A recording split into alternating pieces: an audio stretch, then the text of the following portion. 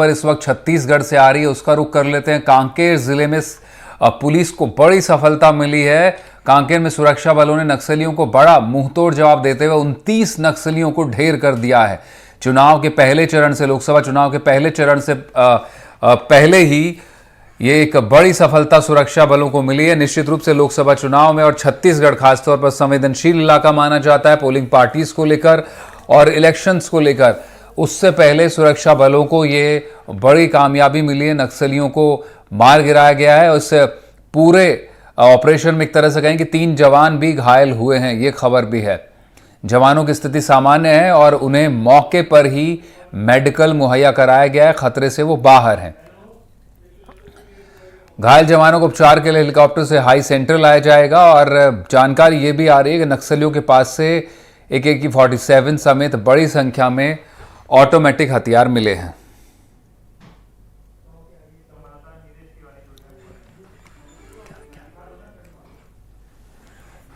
नीरज तिवारी हमारे सहयोगी इस वक्त पर हमारे साथ जुड़ गए हैं, उनका रुख करेंगे। अब नीरज, एक बड़ी सफलता सुरक्षा बलों को 29 नक्सलियों का मारा जाना लोकसभा चुनाव के पहले चरण के मतदान से पहले। बड़ा सेंसिटिव इलाका है, चाहे वो कांकेर का इलाका हो, बीजापुर का इलाका हो, और पिछले कुछ दिनों में लगातार घटनाक्रम था, सुरक्षा बल एक्टिव थे और नक्सलियों को एक एक ढंग से, सिलसिलेवार ढंग से ढेर किया जा रहा था। ये एक बड़ी कामयाबी लगी है। बड़ी कामयाबी है। 29 माओवादी मारे गए हैं, जिसमें बड़े कैडर के माओवादी भी है। शंकर राव का नाम आ रहा है, ललिता का नाम आ रहा है, माधवी का नाम आ रहा है। ये बड़े कैडर के माओवादी है। बड़े कैडर के माओवादियों की वहां पर सूचना थी और जो टीम है वो वहां पर पहुंची थी सूचना के आधार पर। ये अहम सफलता हाथ लगी है। फिलहाल इलाके में सर्चिंग अभी भी जारी है। हो सकता है कि कुछ और बॉडी रिकवर हो, संख्या हो सकता है बढ़ सके।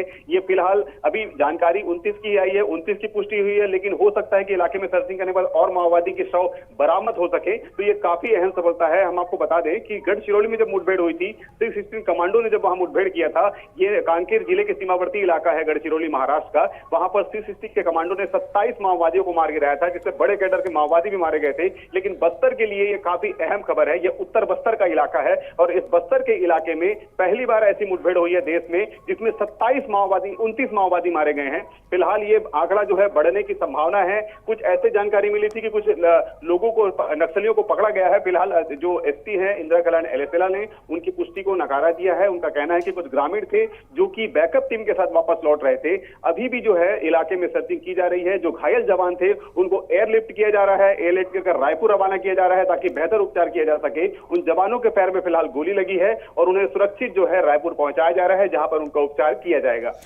बिल्कुल नीरज, एक और जानकारी चाहेंगे, कितने शव बरामद हो चुके हैं एक बात ये, और जो शंकर राव जिसकी तस्वीरें हम इस वक्त पे एनडीटीवी पे भी दिखा रहे हैं, क्या ये वही माओवादी था जिस पर 29 लाख रुपए का इनाम भी सुरक्षा बलों ने ऐलान किया हुआ था?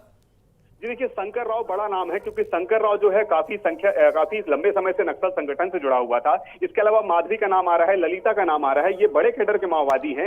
ये शंकर राव जो है दक्षिण बस्तर के इलाके में भी सक्रिय रहा है, उत्तर बस्तर के इलाके में भी सक्रिय था। काफी संख्या में नक्सलियों के जमावड़े थे और इस दौरान जो है ये शंकर राव मारा गया है, ऐसी जानकारी निकल कर आई है। फिलहाल उसकी पहचान नहीं हो पाई है, बस यही जानकारी है कि शंकर राव मारा गया है। अभी जब शव को वहां से लाया जाएगा, पुख्ता जानकारी दी जाएगी और कोई बड़े कैडर के माओवादी इसमें सम्मिलित है जिनकी मौत हो चुकी है। फिलहाल ये शव के पहुंचने के बाद, उनकी शिनाख्त होने के बाद ही हम कह सकते हैं कि कोई और बड़े कैडर का माओवादी मारा गया हो। फिलहाल यही जानकारी निकली है कि उस पर जो था 25 से 29 लाख के बीच में जो राशि होती है उसका इनाम था। ये काफी बड़े कैडर का नक्सली है। ये नक्सलियों ने कई ऐसी घटनाओं को अंजाम दिया है जो कि पुलिस के लिए काफी अहम सफलता हो सकती है। और कई अगर इलाके में जिस तरह से चुनाव आ रहे हैं और चुनाव के दौरान जो नक्सली अपनी एक मंसूबे को कामयाब करने के लिए जो रणनीति बनाते हैं, वो रणनीति फिलहाल विफल साबित होती नजर आ रही है और कांकेर जिले के लिए अहम सफलता है, बस्तर के लिए अहम सफलता है। जी, और नीरज, आईजी बी सुंदरराज ने भी कहा है, बस्तर के जो आईजी हैं, कि 18 नक्सलाइट्स की बॉडीज मिल गई हैं और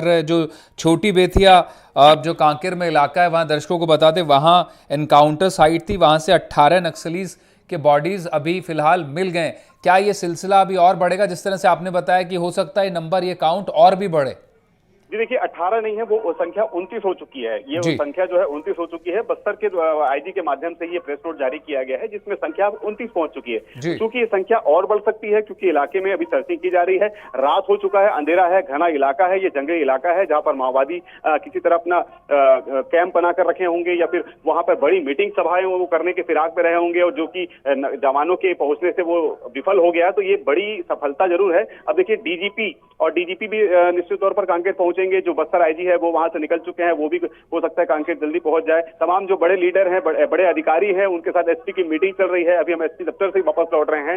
जो शंकर राव मारा गया है उसकी फिलहाल प्रोफाइल नहीं मिल पा रही है, लेकिन यही जानकारी है कि काफी बड़ा ये कैडर का नक्सली था, और ये नक्सली को मारा जाना कहीं ना कहीं बड़ी सफलता है। इससे नक्सल संगठन जो है काफी कमजोर होगा, और नक्सलियों को जो जवान जो मुंह तोड़ जवाब दे रहे हैं उससे वो बैकफुट पर जाते नजर आ रहे हैं। जी। नीरज, ये जो ऑपरेशंस था, ये जो यहाँ पर बताया जा रहा है, क्या इसमें सुरक्षा बलों में क्या कौन कौन इन्वॉल्व थे? क्या बीएसएफ और छत्तीसगढ़ स्टेट पुलिस शामिल थी, या कोई और भी ये जॉइंट ऑपरेशन था किसी तरह का?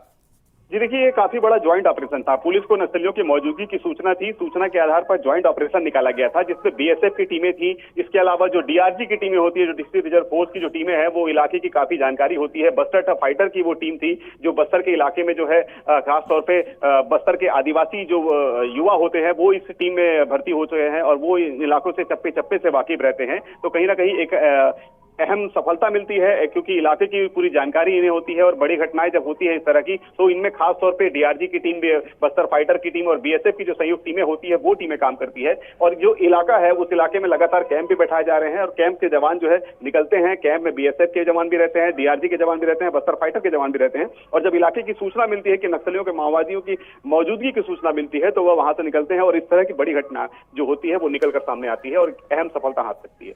बिल्कुल, बहुत बड़ी घटना और इतनी बड़ी जानकारी आपने दी नीरज, बहुत शुक्रिया फिलहाल आपका तमाम जानकारियों के लिए। दर्शकों को रूबरू कराने के लिए शंकर राव, जो आप इस वक्त पे बाईं और स्क्रीन पे देख रहे हैं, करीब 25 लाख रुपए का इनाम सुरक्षा बलों ने इसके माथे पर रखा हुआ था, जिसे अब सुरक्षा बलों ने, डीआरजी और बीएसएफ की टीम ने जॉइंट ऑपरेशन में मार गिराया है। ललिता भी उसी हाई कैडर माओइस्ट में शामिल थे। ये बड़े नाम थे जिनकी तलाश सुरक्षा बलों को लंबे अरसे से थी, और अब एक तरह से कहेंगे लोकसभा चुनाव के पहले चरण से पहले 29 नक्सलियों को मार गिराया गया है।